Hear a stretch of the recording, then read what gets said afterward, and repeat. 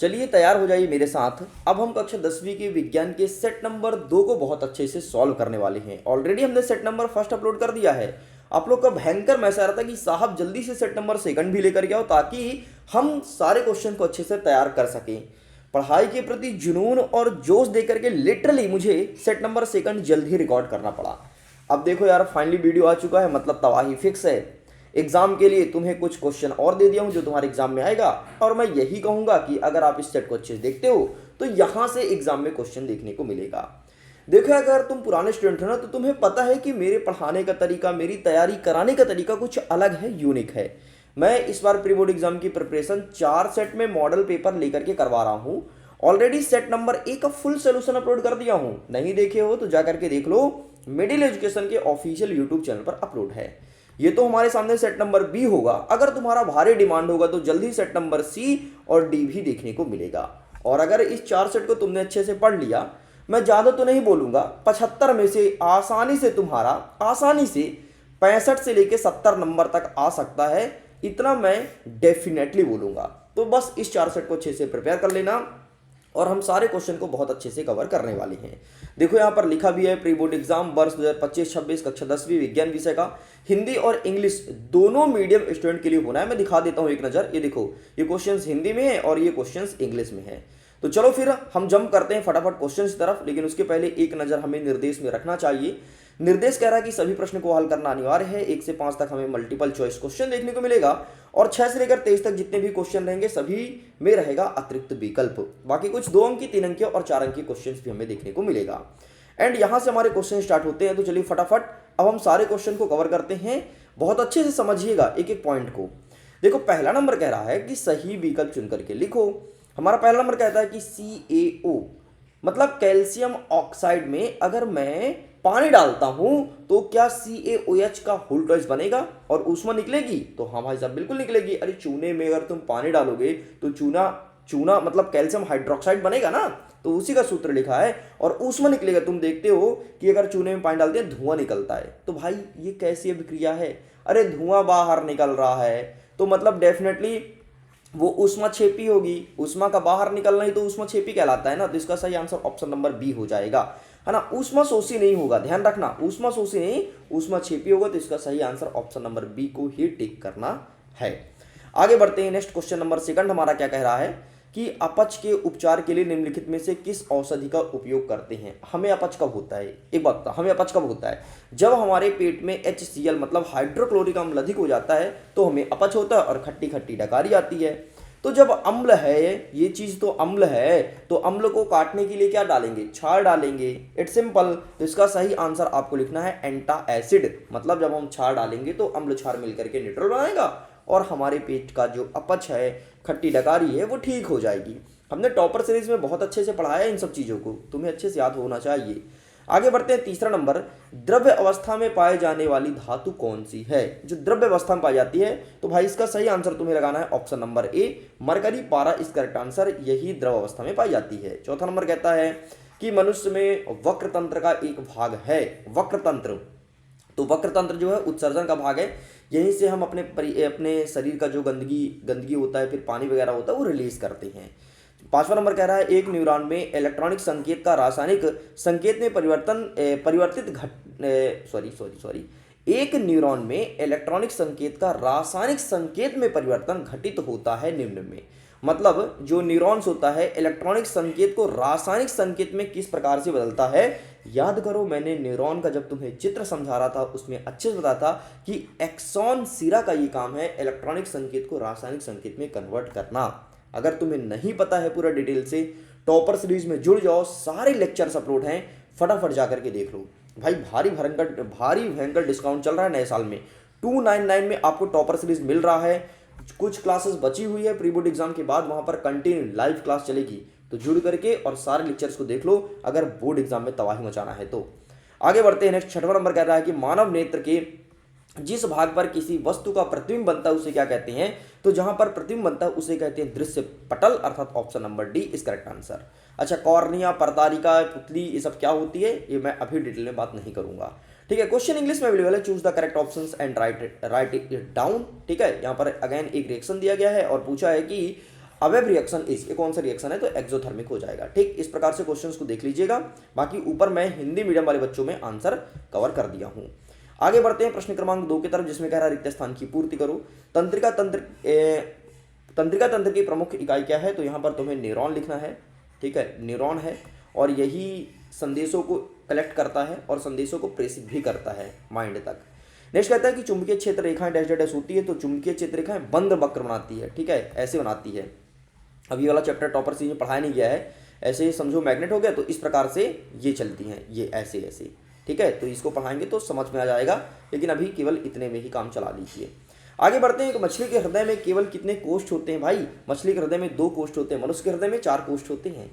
Next, सामान्य दृष्टि के वयस्क के लिए सुस्पष्ट दर्शन की अल्पतम दूरी कितनी होनी चाहिए, तो यहाँ पर आपको लिखना है 25 सेंटीमीटर, 25 सेंटीमीटर। नेक्स्ट कहता है किसी आहार मतलब खाद्य श्रृंखला में केवल कितने पोषण स्तर होते हैं, तो 4 पोषण स्तर होते हैं। एक पहले प्राइमरी हो गया, दूसरा सेकेंडरी, तीसरा टर्सरी और चौथा हो गया आपका अपघटक। ये वाला चैप्टर मैंने टॉपर सीरीज में करवा दिया है।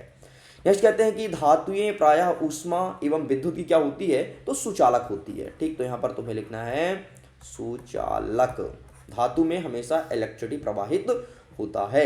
फिल द ब्लैंक्स इंग्लिश में अवेलेबल है, आप सारे क्वेश्चन को इंग्लिश में देख सकते हैं। आगे बढ़ते हैं प्रश्न नंबर 3, सत्य सत्य लिखो। पहला नंबर कह रहा है कि मस्तिष्क का सोचने समझने वाला भाग क्या पश्च मस्तिष्क कहलाता है, ना, गलत बात है। ये सारा काम आपके अग्र मस्तिष्क में होता है और मध्य मस्तिष्क क्या करता है, अग्र मस्तिष्क और पश्च मस्तिष्क को जोड़ने का काम करता है। मैंने ब्रेन की संरचना में इसे अच्छे से डिफाइन किया था। सुनने देखने एवं यादाश्त के केंद्र अग्र मस्तिष्क में स्थित होता है, बिल्कुल सही बात है। अनुमस्तिष्क हमारे शरीर में संतुलन को नियंत्रित नहीं करती है, अरे अरे भैया गलत करती है। नेक्स्ट कह रहा है कीटोन जिसे एल्कोनोन का सामान्य सूत्र है, बिल्कुल सही बात है। कीटोन को यही लिखते हैं RCOR, ये होता है कीटोन। नेक्स्ट कह रहा है कि कार्बनिक यौगिक विद्युत के कुचालक होते हैं, बिल्कुल सही बात है। और एल्केन संतृप्त हाइड्रोकार्बन है, ये भी बिल्कुल सही है। ठीक, सेम क्वेश्चन इंग्लिश में अवेलेबल है, राइट ट्रू फॉल्स। ठीक है, क्वेश्चंस को यहाँ पर देख लीजिएगा और इसका आंसर मैं ऊपर मेंशन कर दिया हूँ। आगे बढ़ते हैं फटाफट, अब हम सही जोड़ी को मैच करते हैं। ठीक है, क्या होगा सही उत्तर। पहला नंबर कह रहा है कि विद्युत का अपघटन, तो ये हो जाएगा आपका विद्युत अपघटन। ठीक है, इससे मैच कर दो। ऊष्मा का अवशोषण, जो ऊष्मा को खींचता है उसे क्या कहते हैं भाई, तो उसे कहते हैं ऊष्मा शोषित, इससे मैच करिए। मास्टर ग्रंथि किसे कहते हैं, तो पीयूष को कहते हैं मास्टर, है ना। मैंने ट्रिक बताया था, पीयूष है तुम्हारे स्कूल का मास्टर, तो पीयूष मास्टर, पीयूष मास्टर, पीयूष ग्रंथि को मास्टर ग्रंथि के नाम से जानते हैं। अनुवांशिक लक्षण का वाहक क्या है, तो यहाँ पर तुम्हें क्या लिखना है, अनुवांशिक लक्षण का वाहक, तो यहाँ पर जीन्स, तो ये जीन कर दो। नेक्स्ट कहता है गुणसूत्र, तो गुणसूत्र जो होते हैं 24 जोड़े पर होते हैं। ठीक है, 23 जुड़ा होता है जो मनुष्य के शरीर का निर्धारण करता है, और जो एक जुड़ा होता है वो लिंग का निर्धारण करता है कि जो जन्म लेगी वो लड़की होगी कि लड़का। नेक्स्ट कहता है हरे पौधे, तो ये उत्पादक में आ जाएगा। ठीक है, या फिर प्राथमिक उपभोक्ता भी कह सकते हो, वैसे उपभोक्ता नहीं कहेंगे भाई, उत्पादक ही कहेंगे। ये प्रोड्यूस करता है कोई चीज़ को। ठीक है, प्राथमिक उपभोक्ता का मतलब तो उत्पादक को खाने वाला होगा, जैसे टिड्डा, ये सब इसमें काउंट किया जाएगा। ठीक है, बाकी यहाँ पर इंग्लिश में अवेलेबल है, क्वेश्चंस को देख लीजिएगा। आगे बढ़ते हैं, प्रश्न नंबर 5 कह रहा है कि एक शब्द एक वाक्य में उत्तर दीजिए। चलो भाई इसे कवर करते हैं। भ्रूण को पोषण कहाँ से मिलता है, प्लेजेंटा, जिसे अपरा भी कहते हो, यहाँ से भ्रूण को पोषण मिलता है। जब मम्मी के पेट में बच्चा होता है तो प्लेजेंटा के थ्रू ही भोजन मिलता है। विद्युत घंटी में किस प्रकार के चुंबक का प्रयोग किया जाता है, तो इसमें विद्युत चुंबक का प्रयोग होता है। अरे भैया नाम से स्पष्ट है, विद्युत घंटी तो विद्युत चुंबक ही होगा ना, तो इसमें लिखोगे विद्युत चुंबक। नेक्स्ट हमारा क्या कह रहा है कि घरेलू विद्युत परिपथ में अतिभरण से बचाव के लिए क्या सावधानी रखनी चाहिए, तो शॉर्ट सर्किट में फ्यूज तार का यूज करना चाहिए, है ना। फ्यूज तार किसकी बनी होती है, कमेंट सेक्शन में लिखना जरूर, किस धातु की बनी होती है फ्यूज तार। कई बार बोर्ड एग्जाम में क्वेश्चन पूछा गया है, ध्यान रखना। नेक्स्ट कहता है दर्पण का सूत्र क्या होता है, तो आपको सिंपल सा लिखना है 1/f बराबर 1/v प्लस 1/u, ये है दर्पण। ठीक है, नेक्स्ट कहता है कि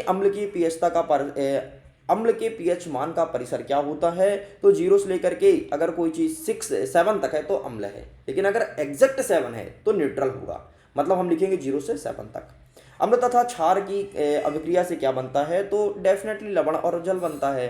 चैप्टर नंबर 1 में बहुत अच्छे से बताया हूँ तुमको, चिल्ला चिल्ला करके बताया हूँ भाई कि लवण और पानी बनता है, इस प्रकार से ये होता है कंप्लीट। ओके स्टूडेंट, तो सारे वस्तुनिष्ठ क्वेश्चन को हमने कवर कर दिया है। अब फटाफट हम 2 अंकीय, 3 अंकीय, 4 अंकीय क्वेश्चंस को कवर करेंगे। तो चलिए हम शुरू करते हैं 2 अंकीय से। अब हमारा क्वेश्चन नंबर 6 कह रहा है कि धोने का सोडा और बेकिंग सोडा का दो यूज़ बताना है। धोने का सोडा मतलब निरमा भाई, और बेकिंग सोडा मतलब जिस सोडे का इस्तेमाल हम खाना बनाने के लिए करते हैं उसे बेकिंग सोडा कहता है। इसका यूज़ पूछा है, तो इसका आंसर मैं तुम्हें दिखा देता हूँ। अच्छा ये देखो, आंसर की भी लेकर के आए हैं बाकायदे। अगर इसका पीडीएफ चाहिए ना तो लिंक डिस्क्रिप्शन बॉक्स में है, जाकर के पीडीएफ को डाउनलोड जरूर कीजिएगा। देखो पूरा का पूरा एक एक चीज़ का आंसर और 100% एक्यूरेट आंसर लेकर के आया हूँ। तो सबसे पहले कहता है कि धोने का सोडा, जिसे वॉशिंग सोडा कहते हैं, उसका यूज़ क्या होगा, तो कपड़े धोने में करते हैं। और कठोर जल को मृदु बनाने के लिए, जो हार्ड वाटर होता है ना उसको सॉफ्ट बनाने के लिए इसका इस्तेमाल करते हैं। एंड बेकिंग सोडा का केक और ब्रेड बनाने के लिए। अभी तुमने 1 जनवरी में केक काटा होगा, वो केक बेकिंग सोडा का बना होता है। और अपच मतलब एंटासिड के उपचार के रूप में, जब जब तुम्हें खट्टा डकारी आती है तो बेकिंग सोडा तुम खा लो, तुम्हारा पेट ठीक ठाक हो जाएगा, मतलब तुम्हें हाजमोला नहीं खाना पड़ेगा। अथवा में कहता है कि प्लास्टर ऑफ पेरिस के दो यूज बताइए। Right any two use of plaster of Paris. ये दिखाता हूं तुम्हारे सामने। ये सबसे पहले मूर्ति को बनाने के लिए, और आपकी हड्डियां टूट जाती है तो हड्डी टूटी को जोड़ने के लिए। बोर्ड एग्जाम में अगर तुम्हारे कम नंबर आएंगे ना तो देखना तुम्हारे पापा तुम्हारी हड्डियां तोड़ेंगे, और जब तुम्हारे पापा हड्डियां तोड़ेंगे तो तुम जाकर के डॉक्टर पास जाओगे, बोलोगे भैया इसमें प्लास्टर चढ़ा दो, वो फिर लगाएगा प्लास्टर ऑफ पेरिस, पीओपी।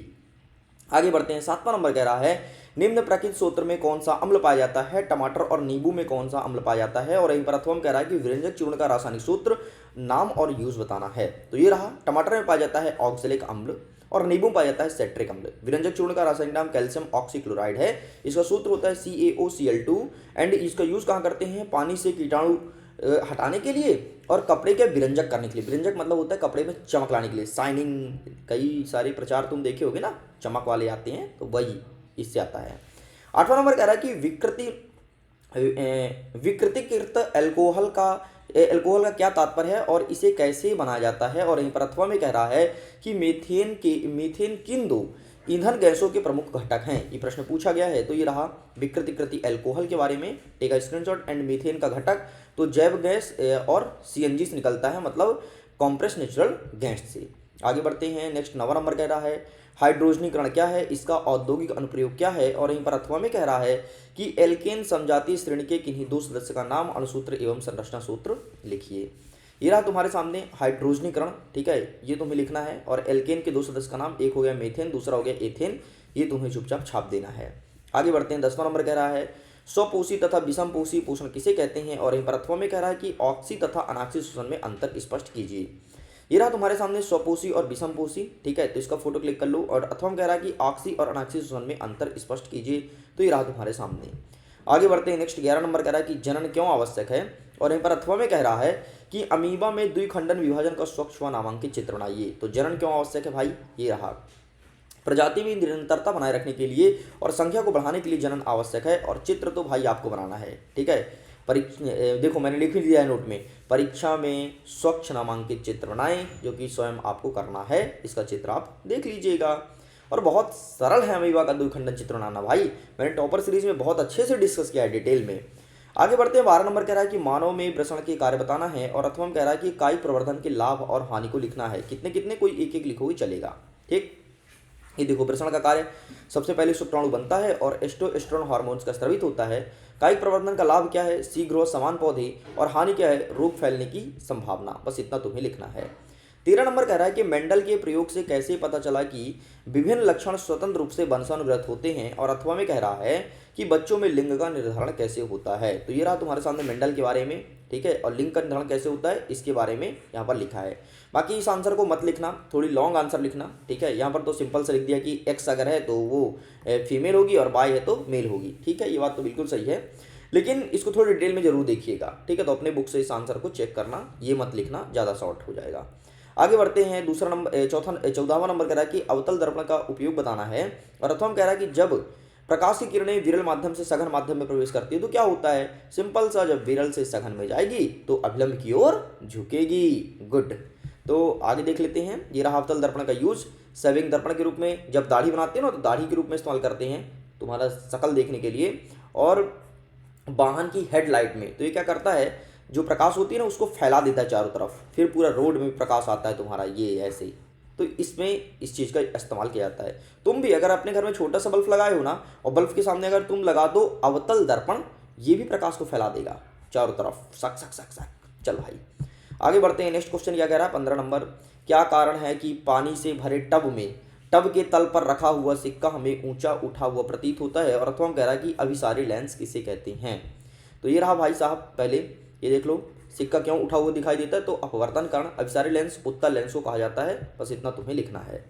आगे बढ़ते हैं, 16 नंबर कह रहा है कि आकाश हमें स्वच्छ व नीला प्रतीत होता है क्यों, और इसी का अथवा हम कह रहा है कि निकट दृष्टि दोष और इसे रोकने के उपाय बताना है। आइए देखते हैं इसका आंसर क्या हो जाएगा। ये रहा तुम्हारे सामने, इसका भी आप स्क्रीनशॉट ले लीजिए। ओके स्टूडेंट्स, चलिए आगे बढ़ते हैं फटाफट नेक्स्ट क्वेश्चन की तरफ। नेक्स्ट हमारा 17 नंबर कह रहा है कि विद्युत धारा के मात्रक का परिभाषा लिखना है, और अथवा में कह रहा है कि किसी तार का प्रतिरोध किन किन बातों पर निर्भर करता है। तो आंसर दिखा देता हूँ, ये रहा, 1 सेकंड में 1 कूलाम आवेश के प्रवाह को ही एम्पियर कहते हैं, और अथवा वाला जो क्वेश्चन था, ठीक है, वो तार के प्रतिरोध की लंबाई, अनुप्रस्थ काट का क्षेत्रफल, पदार्थ की प्रकृति और तापमान पर निर्भर करता है, इतना हमें लिखना है। आगे बढ़ते हैं नेक्स्ट क्वेश्चन की तरफ, प्रश्न क्रमांक 18, और अब तुम्हारे सामने 3 अंक के क्वेश्चन स्टार्ट हो गए हैं, मतलब थोड़ी बड़े टाइप के क्वेश्चन आ गए हैं, तो इसको फटाफट कवर कर लेते हैं। मिश्र धातु किसे कहते हैं, इसका यूज बताना है। What is an alloy, right it's use, and अथवा में कहता है कि कॉपर में वायु में खुला छोड़ देने पर हरे रंग का हो जाता है क्यों। When copper is left in open air it's turn ट्यूनिस ग्रीन्स वाई। ठीक, तो ये रहा इसका आंसर।